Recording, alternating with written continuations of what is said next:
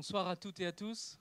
Très heureux de vous retrouver ce soir pour cette réunion, pour cette fin de semaine d'édification. Et je remercie l'équipe pastorale qui m'accueille encore ce soir. Je crois que vous avez été bénis dès mardi, mercredi, jeudi. Et comme Dieu ne change pas, il est le même hier, aujourd'hui, éternellement. Certainement, vous allez être bénis ce soir encore. Non pas à cause de moi, mais à cause de la parole de Dieu. À cause de l'Esprit de Dieu qui est au milieu de son Église. Alléluia. Et plaise à Dieu que ce soir, à cause d'une consécration, à cause de la grâce de Dieu, vous soyez tous bénis dans le nom de Jésus. Amen. Voilà, nous vous apportons les salutations des frères et sœurs de la région de Saint-André. Ils vous bénissent, et mon épouse aussi, ainsi que toute ma famille. Voilà. J'aimerais qu'on puisse sans plus tarder entrer dans le vif du sujet. Le thème, c'est la consécration. Vous l'avez peut-être découvert sous plusieurs formes, toujours conforme à la parole de Dieu. Et je crois que c'est le désir de Dieu que nous soyons consacrés. C'est une volonté du Seigneur. Ce n'est pas une option. Je crois que dans notre vie chrétienne, dans notre marche, nous avons besoin de nous consacrer à Dieu et de permettre à ce que Dieu se serve de nous. Sans la consécration, il sera difficile à Dieu de se servir de nous. Et je vois que ce n'est pas quelque chose qui est acquis, mais nous devons constamment remettre notre vie sur l'autel. Vous connaissez tous ce dicton, donner c'est donner, reprendre c'est... Et pourtant, ce n'est pas dans la Bible, mais vous connaissez bien par cœur. Ce n'est pas dans le livre des Proverbes. Mais je crois que quand on a donné quelque chose à Dieu, nous devons le laisser entre les mains de Dieu. Il sera meilleur gestionnaire que nous. Il saura en faire de notre vie quelque chose de bon, de glorieux, pour nous, pour son royaume, mais aussi pour les autres. Et c'est ce que nous allons voir ensemble. Nous allons faire une première lecture dans le livre des Juges, au chapitre 13, à partir du verset 1er. Nous lirons jusqu'au verset 5, et nous allons, au travers de ce récit, de ces exemples qui sont cités dans ce texte, nous allons découvrir la consécration que Dieu attend et les effets qu'elles auront sur nous. Cette consécration, c'est mis à part, ces choses que nous allons donner à Dieu. Alors il est écrit, les enfants d'Israël firent encore ce qui déplaît à l'Éternel. Et l'Éternel les livra entre les mains des Philistins pendant 40 ans. Il y avait un homme de Tsoréa, de la famille des Danites, qui s'appelait Manoach. Sa femme était stérile et n'enfantait pas. Un ange de l'Éternel apparut à la femme et lui dit, « Voici, tu es stérile et tu n'as point d'enfant. Tu deviendras enceinte et tu enfanteras un fils. Maintenant, prends bien garde, ne bois ni vin ni liqueur forte, ne mange rien d'impur, car tu vas devenir enceinte et tu enfanteras un fils. Le rasoir ne passera point sur sa tête, parce que cet enfant sera consacré à Dieu dès le ventre de sa mère, et ce sera lui qui commencera à délivrer Israël de la main des Philistins. » Amen. Amen. Nous avons ici l'exemple d'une consécration d'un homme que nous connaissons, Samson. Sa vie n'a pas été toujours exemplaire. Il a connu la faillite, il a connu des moments difficiles. Et pourtant, dès sa naissance, Dieu avait un plan parfait. Dieu avait une bénédiction pour sa vie, mais aussi pour tout le peuple d'Israël. Ce que nous pouvons dire déjà, c'est que cette consécration, elle a démarré par un miracle. Sa mère était stérile. Et il a fallu que Dieu fasse un miracle et qu'elle ait un fils. Cela nous montre aussi quelque part que la consécration, elle ne peut intervenir sans que Dieu mette sa main. Nous ne pouvons pas nous-mêmes essayer de nous consacrer avec nos forces, bien sûr, à un certain niveau et plus tard. Mais au commencement, il faut que Dieu nous fasse passer des ténèbres à son admirable lumière. Il faut que Dieu nous fasse passer de Satan à Dieu, de Bélial à Christ. Il faut que Dieu nous enfante par l'Esprit. Alléluia. Il faut qu'on naisse de nouveau.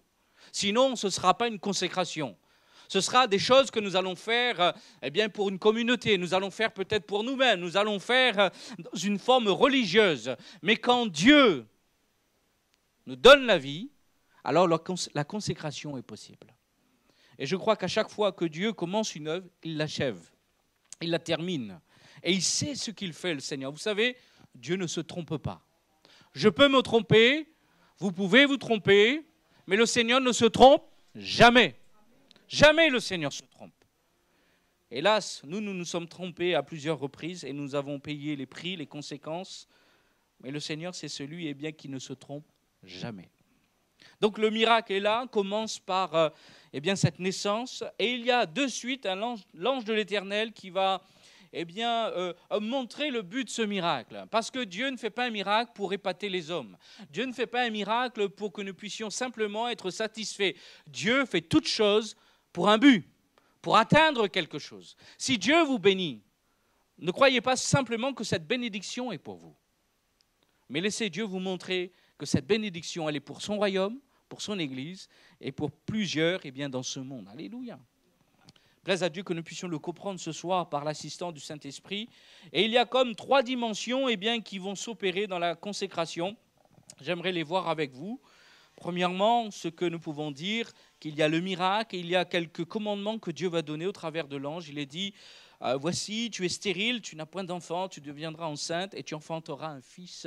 Et les choses sont claires, les choses sont précises. Je vois quand Dieu fait quelque chose, il ne le fait pas par hasard. Il y a tout un plan qui se déroule. Et la parole de Dieu, elle est là, non pas pour effrayer cette femme, non pas pour le mettre dans quelque chose qui est inconfortable, non. Dieu est clair parce que Dieu voudrait qu'il y ait la paix dans son cœur. Tu enfanteras un fils. Et il y aura des choses qui vont s'opérer. Je bénis Dieu parce que Dieu a ce pouvoir de permettre que la vie se manifeste. Dieu a ce pouvoir que là où le corps ne peut pas aller faire des choses d'elle-même, mais lui, le Seigneur, il peut le faire. Alléluia, il peut le faire. Et ce fils va s'appeler Samson.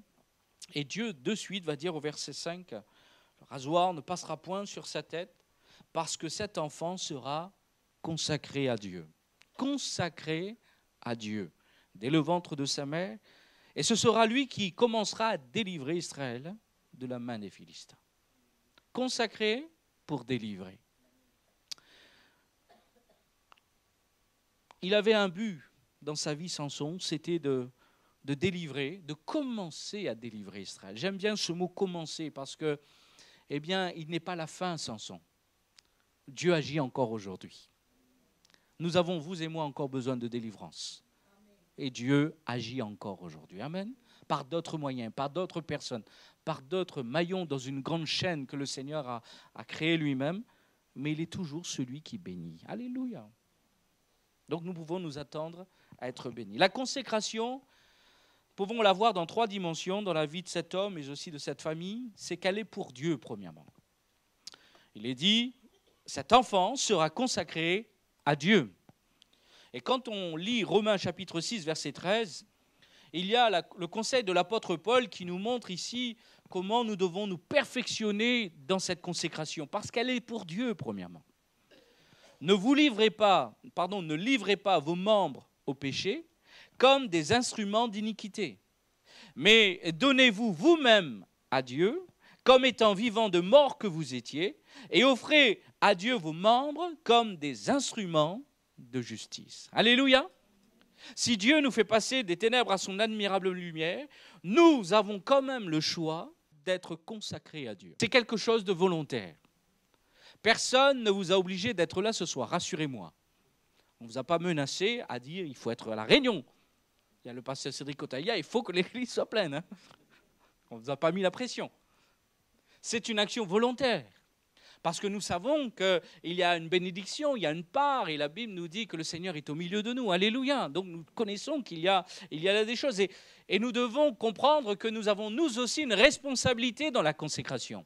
Si Dieu nous permet et nous rend libres, il n'a qu'un seul désir, c'est que nous puissions, d'une manière volontaire, fléchir nos genoux devant le roi et accepter toute son autorité sur ma vie. Amen. Jésus ne forcera personne à être consacré. Jésus ne va menacer personne pour qu'il soit consacré.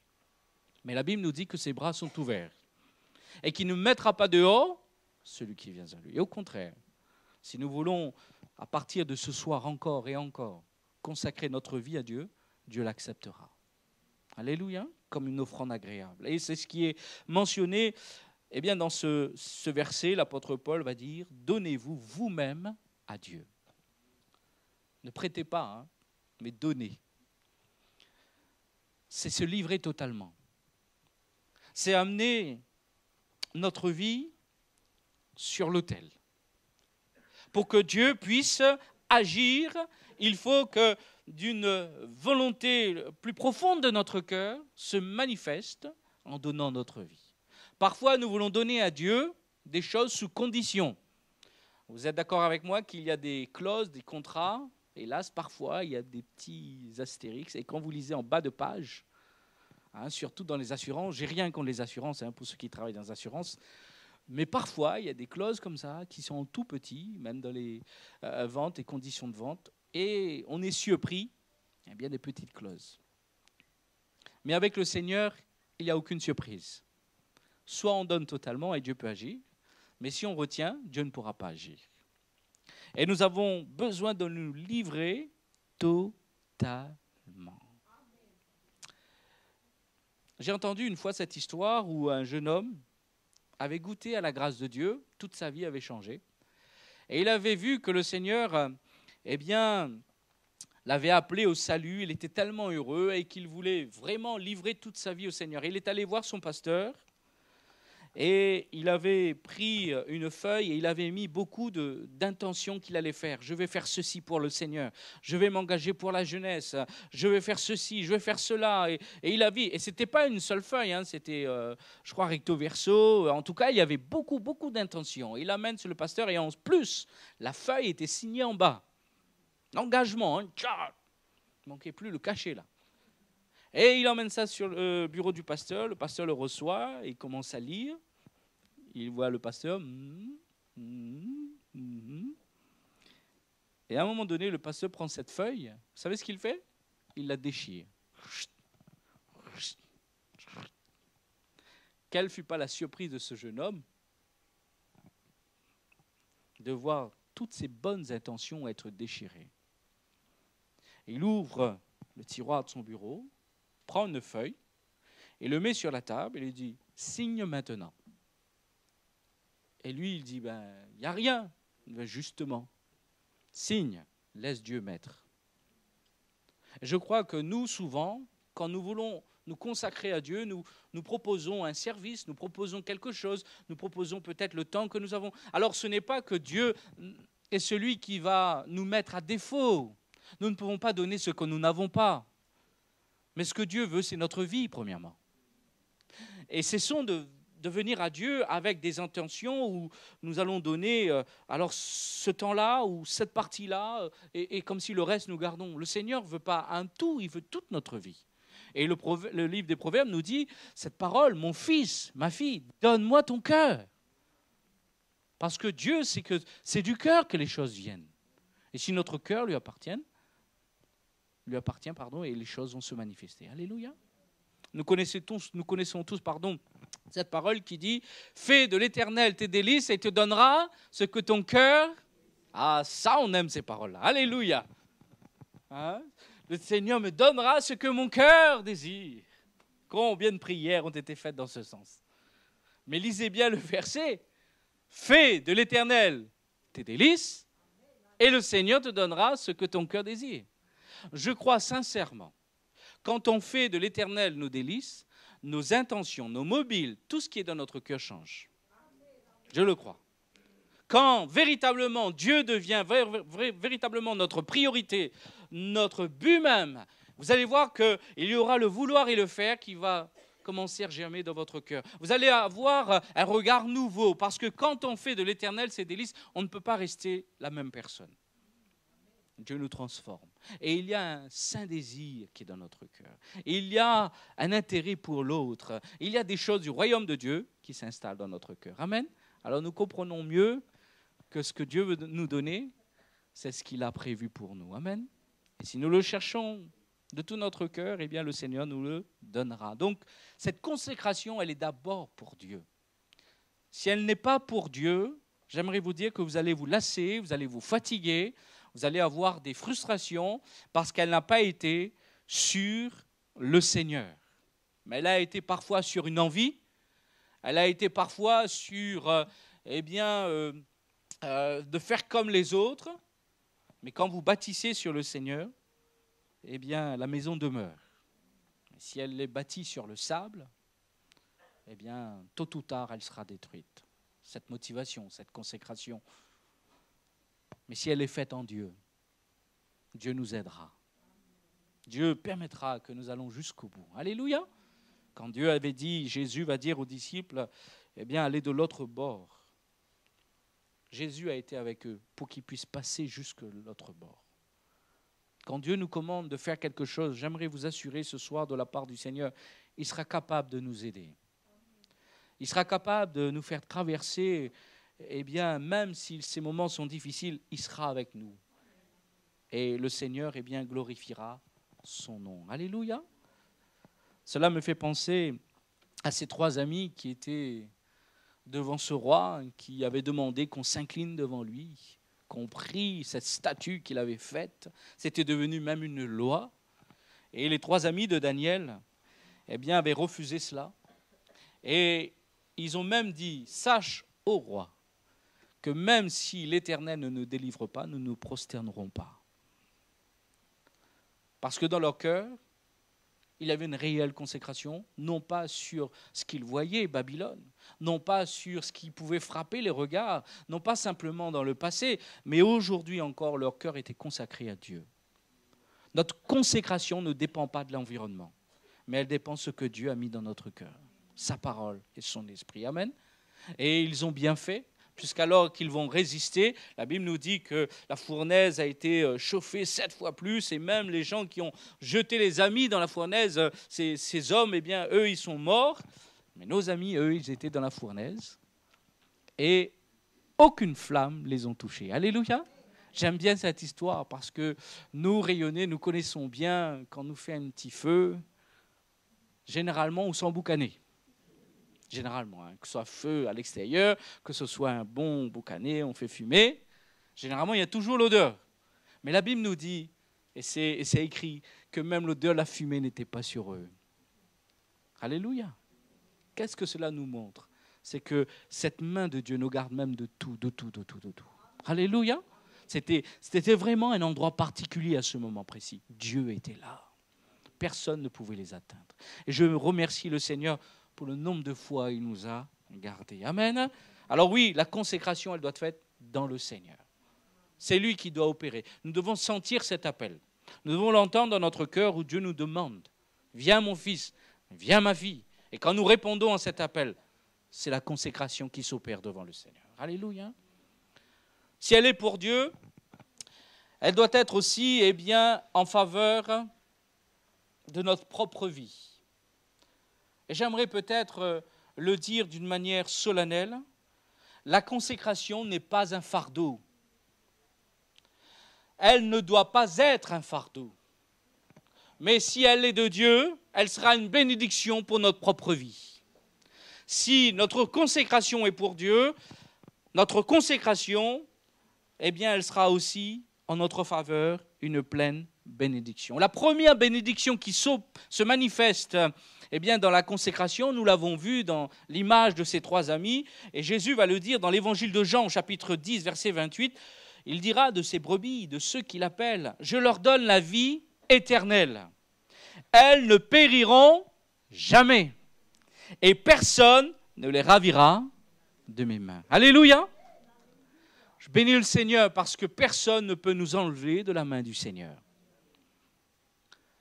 On pourrait souffrir, on pourrait être injustement accusé, on pourrait être entouré de tyrans, on pourrait vivre des situations difficiles.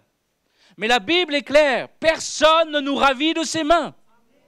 Personne. Seulement une personne, vous savez c'est qui? Nous-mêmes. Personne n'aura autorité de nous enlever Mais hélas, nous pouvons nous disqualifier. Dieu ne se repent ni de ses dons, ni de ses appels. Mais hélas, nous pouvons nous disqualifier en sortant de la main de Dieu, en essayant de chercher une autre protection, en essayant de chercher autre chose qui nous rendra meilleurs. Mais j'aimerais vous dire, de la part du Seigneur ce soir, ce qui nous rendra meilleurs, c'est une consécration dans le Seigneur. C'est là où les choses vont s'opérer. Plus nous allons nous consacrer à Dieu, plus Dieu va pouvoir agir. Plus Dieu va pouvoir étendre sa main sur nous. Il pourra enlever, il pourra travailler et surtout, il pourra nous accorder une protection. Alléluia. Si vous cessez de vous consacrer à Dieu, eh bien cette protection, elle ne sera plus aussi efficace dans votre vie. Il y aura comme des brèches. Et des situations peuvent venir. Et merci Seigneur, qu'on appelle aussi Jésus le réparateur des brèches. Peut-être quelqu'un ce soir a vu la consécration comme un fardeau, comme quelque chose de difficile, de lourd à porter. Oui, si on le fait d'une manière religieuse. Oui, si on le fait pour essayer de copier les uns sur les autres. Oui, ce sera lourd. Mais si nous le faisons par amour pour le Seigneur, si nous le faisons parce que cela a été communiqué par l'Esprit de Dieu dans notre cœur, eh bien, ce ne sera plus un fardeau, mais une joie d'être donné à Dieu. Je crois que le Seigneur, c'est celui qui attend qu'on puisse comprendre ces choses, qu'on puisse comprendre véritablement le but même de la consécration. Elle est pour Dieu, elle est un bénéfice pour moi, elle sera une grande grâce. Et dans ce texte que nous avons lu un peu plus loin, dans le verset 24, la Bible nous dit, la femme enfanta un fils, elle lui donna le nom de Samson. L'enfant grandit et l'Éternel le bénit. Et l'esprit de l'Éternel commença à l'agiter de Machanédan entre Tsoréa et Eshtaol. Excusez-moi pour l'expression. Ce n'est pas l'éthanol, hein, Eshtaol. Ce que nous voyons ici, c'est que l'enfant grandit et l'Éternel le bénit. Vous savez, quand les choses sont consacrées pour Dieu, il y a une grâce, une faveur. Il y a une bénédiction qui vient d'en haut. Tout comme Jésus qui grandissait devant les hommes en sagesse, en connaissance. Et nous voyons ici au verset 25, l'Esprit de l'Éternel va commencer à l'agiter. Il y a l'action de l'Esprit parce que cette consécration, elle est réelle. Parce que les parents avaient obéi à toutes les recommandations que Dieu lui avait données. Et à chaque fois que nous allons obéir à la parole de Dieu, à chaque fois que nous allons veiller à ne pas nous dévier ni à droite ni à gauche, je peux vous assurer l'assistance du Seigneur. Dieu est celui qui veut nous bénir. Et j'ai vu qu'à chaque fois qu'on sort de cette consécration, la bénédiction, elle n'est plus sûre. Mais quand nous restons dans le cadre que Dieu nous a donné, oui, nous pouvons grandir en maturité, spirituellement, parce que cette consécration nous fera grandir, frères et sœurs. Cette consécration nous emmènera toujours plus loin. Je n'ai jamais vu quelqu'un consacré rester au même niveau. Mais j'ai toujours vu que la consécration, elle va nous amener à connaître Dieu davantage, à lui faire confiance, à nous abandonner davantage, et dans tous les domaines de notre vie. L'enfant grandit et l'Éternel le bénit. Donc il y a une faveur d'être consacré à Dieu. Il y a une réelle bénédiction. Et surtout dans ce temps de juge où la Bible nous dit que chacun faisait ce qu'il voulait, Bien entendu, quand on est consacré à Dieu, on ne peut pas faire ce qu'on veut. Parce que nous avons donné notre vie à Dieu. Et nous l'avons dit tout à l'heure, donner c'est donner et reprendre c'est voler. Nous ne voulons pas voler Dieu ce soir. Mais nous voulons que notre vie reste dans ses mains. C'est là où l'huile pourra descendre. C'est là où la grâce du Seigneur pourra s'opérer dans notre cœur et dans notre vie.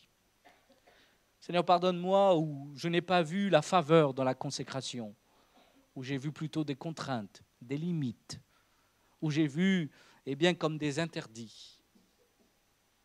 Mais cette consécration, au contraire, elle est un avantage pour moi. Elle est une réelle bénédiction dans ce monde, eh bien, qui court à l'envers. La consécration de nos vies pour le Seigneur nous donnera la protection, la sécurité, mais aussi nous assurera les meilleures bénédictions d'en haut. Alléluia. Moi, j'ai toujours essayé, voulu, avant de rencontrer Dieu, d'essayer de gérer ma propre vie. Et j'ai vu combien j'ai été un mauvais pilote. Non pas parce que j'ai fait beaucoup d'accidents, mais surtout parce que je n'ai pas su diriger ma vie. J'ai fait des erreurs terribles. J'ai blessé beaucoup de gens.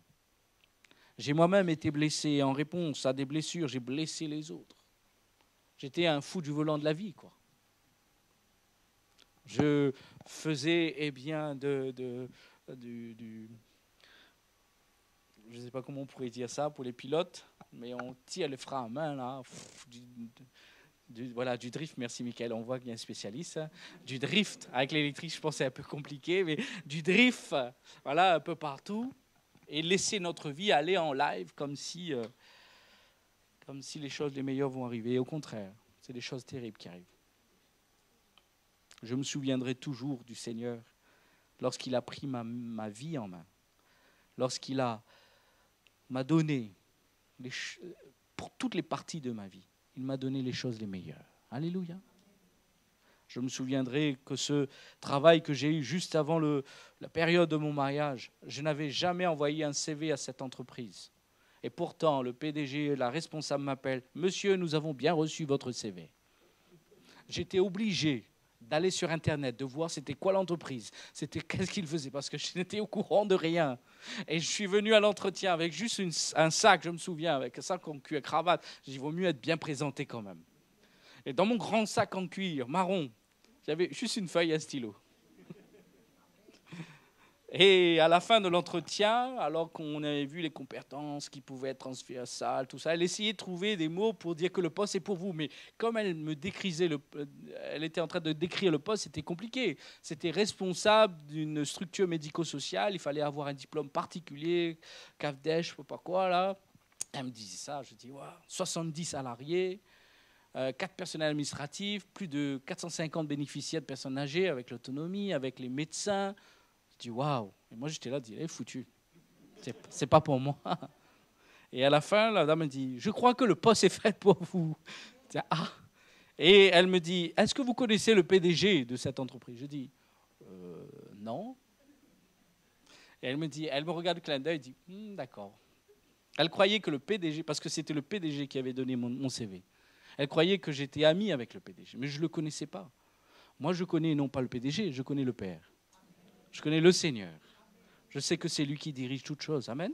Et c'est lui qui a c'est lui qui a permis les choses, c'est lui qui a pourvu et Dieu a béni. Alléluia. Quand vous êtes consacré, Dieu prend le relais. Dieu est capable de le faire. Il est capable de nous bénir d'en haut. Amen. Ce n'est pas un fardeau être consacré, c'est une faveur que Dieu nous donne. Alors si nous devons nous consacrer sur la base du Seigneur pour Dieu, si nous devons nous consacrer parce que cela est à notre avantage, cela nous bénit, enfin il y a aussi cette consécration qui parle pour les autres. Et là j'aimerais revenir à l'histoire de Samson. Samson était celui qui était appelé à commencer à délivrer Israël. Sur toute sa vie, il y avait un plan pour bénir Israël, parce qu'ils étaient rebelles, mais ils étaient là maintenant sous le joug des Philistins. Et le Seigneur, vous savez, il n'est pas insensible à notre peine, à notre souffrance. Parfois, on présente Dieu comme celui qui est sévère, comme celui qui voudrait nous fouetter, nous condamner. Mais la Bible est claire, Dieu est amour. Dieu est amour. Mais il n'est pas injuste pour appeler l'innocent coupable ou coupable innocent. Dieu est juste. Alléluia. Et sa justice marche avec l'amour. C'est pour cela que Christ est allé à la croix du Golgotha, pour que vous et moi qui étions morts dans nos péchés, eh bien Dieu nous justifie. Amen. Et quand nous voyons Jésus sur la terre, frères et sœurs, lorsque nous voyons tout ce que Jésus a opéré, les miracles, les signes. La Bible nous dit qu'il allait de lieu en lieu, faisant du bien, délivrant tous ceux qui étaient sous l'emprise du diable. Et alors que Philippe va dire, montre-nous le Père, et cela nous suffit. Qu'est-ce que Jésus va dire? Si tu m'as vu, tu as vu le Père. Oui, en effet, quand je vois Jésus relever ceux qui sont courbés, quand je vois Jésus guérir les malades, quand je vois Jésus dire à ce paralytique, tes péchés sont pardonnés, j'ai vu véritablement qui était Dieu. Car il était l'empreinte même de la personne du Père. Alléluia! Vous voulez voir qui est Dieu? Regardez à Jésus. Car le Père et lui sont un. Alléluia! Et Jésus a été la réponse de Dieu pour vous et pour moi, pour que une pleine bénédiction soit notre partage. Et tout à cette image du Christ qui a été consacré au Père, qui a été consacré pour l'œuvre de Dieu, nous aussi, nous devons être de ceux qui doivent être consacrés pour les autres. Notre consécration doit nous amener à nous tourner vers les autres. Non pas sur nous-mêmes uniquement, mais vers les autres. Et Samson devait comprendre que Dieu l'avait consacré non pas pour qu'il y ait une force extraordinaire uniquement, non pas pour qu'il puisse faire peur les Philistins quand cela le chante, quand l'esprit l'animait uniquement, mais il y avait un but derrière tout ça. Pour que le peuple soit délivré. Ta consécration, ma consécration, un but, c'est pour que le monde sache que Jésus est vivant.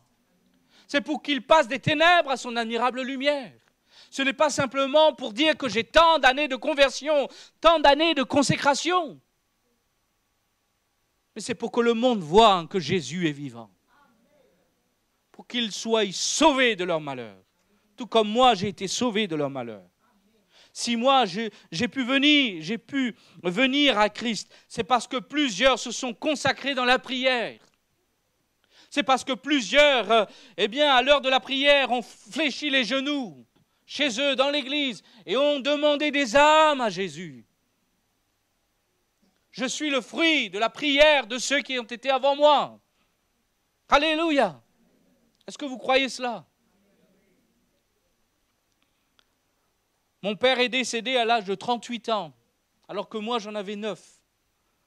C'était celui qui déposait les autres à la fin de la réunion avant nous-mêmes. Moi, je n'étais pas content. Comment ça se fait? Il déposait des fois 5 familles. Et nous, ensuite, on restait là devant la salle, on attendait. Et vous savez, c'était des petites voitures Renault R5 rouges. Et nous, on était à 5. Alors, elle a été déjà remplie. Alors, il déposait, il revenait. Et je ne comprenais pas ça, tout jeune. Mais cet homme était consacré au Seigneur. Et ça a été un homme qui a prié Dieu pour sa famille. Alors qu'il est décédé à l'âge de 38 ans, j'en avais 9. Moi, 15 années plus tard, Dieu a touché ma vie et m'a sauvé. Parce qu'un jour, un père, une mère, une grand-mère a prié le Seigneur.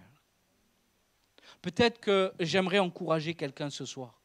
Ne te lasse pas de prier pour tes enfants. Ne te lasse pas de prier pour que ceux que tu aimes soient sauvés. Tu ne le verras peut-être pas de tes yeux, mais celui qui a fait la promesse est fidèle. Il est fidèle. Son nom est fidèle. Je n'ai pas besoin de voir pour croire. Je crois que Dieu est fidèle. Toi et ta famille seront sauvés. Et si vous recevez cette parole par le Saint-Esprit, croyez-le de tout votre cœur. Persévérez dans la prière. Et là-haut dans le ciel, nous nous réjouirons avec les élus de Dieu. Alléluia. Et la Bible nous dit dans le prophète Ésaïe, chapitre 53, verset 11, il est question du Christ. À cause du travail de son âme, il rassasiera ses regards. Par sa connaissance, mon serviteur juste justifiera beaucoup d'hommes et il se chargera de leur iniquité. À cause du travail de son âme. À cause de cette consécration qui s'est manifestée devant le Seigneur. J'aimerais te dire qu'il y aura une bonne répercussion de ta consécration. Il y aura des conséquences à cela. Nul travail n'est vain dans le Seigneur. Dieu n'est pas injuste pour oublier tout ce que nous avons fait pour lui, c'est-à-dire toute cette vie consacrée. Dieu n'est pas injuste. Alléluia! Et il est celui, en effet, qui va permettre à ce que cette vie sera comme une bénédiction pour les autres. Cela a été le cas pour Abraham. Et Dieu va lui dire, tu deviendras une source de bénédiction. Toi, marche devant ma face, sois intègre, toi, attache-toi à ma parole, toi, attends-toi à la grâce et au miracle du Seigneur, et tu seras une source de bénédiction. Plus je me consacre à Dieu, plus ma famille est bénie.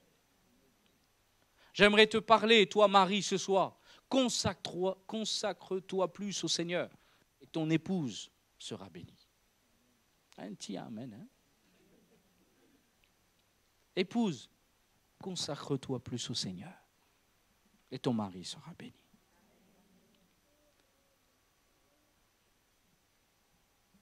Il y aura des conséquences dans nos propres familles. Il y aura des conséquences dans l'Église. Il y aura des conséquences tout autour de notre vie. Je prie le Seigneur pour que nous puissions ouvrir nos yeux sur ces conséquences. Dans Juge, toujours dans ce verset 13 au verset 5, il est dit « Tu vas devenir enceinte, tu enfanteras un fils, le rasoir ne passera pas sur sa tête, parce que cet enfant sera consacré à Dieu dès le ventre de sa mère, et ce sera lui qui commencera à délivrer Israël. » Il va délivrer. Et quand on regarde à la vie de Samson, ça n'a pas toujours été le cas. Il n'a pas toujours été celui qui va amener une pleine délivrance. Il va se laisser tromper. Et il va connaître des moments particuliers. Cela m'amène ce soir à parler avec vous à cœur ouvert, que parfois nous pouvons perdre notre consécration. Si nous ne veillons pas sur notre cœur, si nous nous laissons gagner par des choses qui nous semblent comme venues de Dieu, comme une bénédiction, comme quelque chose que nous avons soupiré après tant d'années, j'aimerais vous dire que nous pouvons perdre notre consécration.